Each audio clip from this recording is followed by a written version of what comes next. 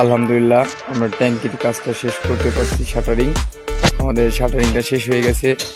আমি এখানে কি ইউজ করছি আপনাদের দেখাচ্ছি। এটা হচ্ছে ফ্লাইবোর্ড ফাটিক্স, আর এ হচ্ছে কলম 1 মিটার বাই হচ্ছে আপনার 830, 200 আপনার হচ্ছে ঢালাই। ব্লক ইউজ করছি 60 mm। ঢেল টানাগুলো দিচ্ছি কিভাবে দেখছেন? ঢেল টানাগুলো দিচ্ছি আপনার প্রত্যেকটা এসে 3টা করে, ওর নিচে এক বিট কাট মারছি 2টা।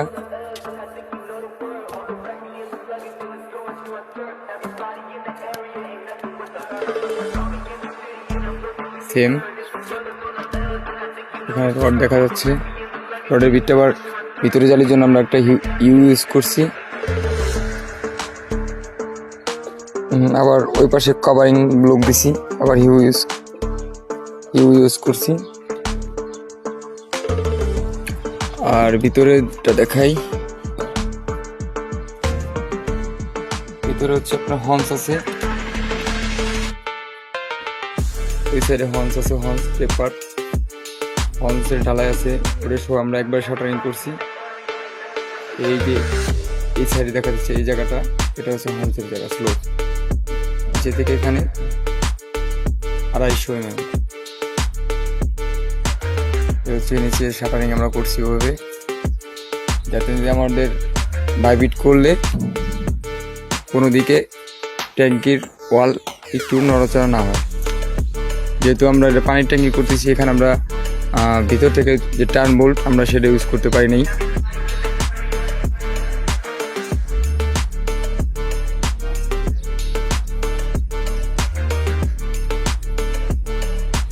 সেম এখানেও আমরা একইভাবে করছি, সব জায়গায় একইভাবে। আবার নিচে আমরা আপনাদের দেখাই, একটা ভিট কাট মারছি, তারপর আর একটা কাট মারছি এই কাটের সাথে এটা সাপোর্ট দেওয়ার জন্য। এখানে যে কাটটা লাগাইছি, রানারটা এখানে দিছি, এই জায়গায় রানারটা এখানে দিয়ে আমরা 6 ইঞ্চি একটা তক্তা খাড়া করে দিছি। খাড়া করে দেওয়ার পরবর্তীতে এই বিট কাটের উপরে যে কাটটা পড়ছে এখানে এসে সেই কাটটা এখানে এসে আনছে।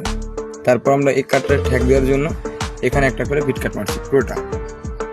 তারপর হচ্ছে আপনার এখান থেকে ঠেল লাগাইছি। এই যে এবার ঠেলের উপরে যদি কোনো সময় এদিক ওদিক চলে যায়, তার জন্য আমরা কি গুটকা ইউজ করছি, প্রত্যেকটা গুটকা ইউজ করছি। ধন্যবাদ সবাইকে।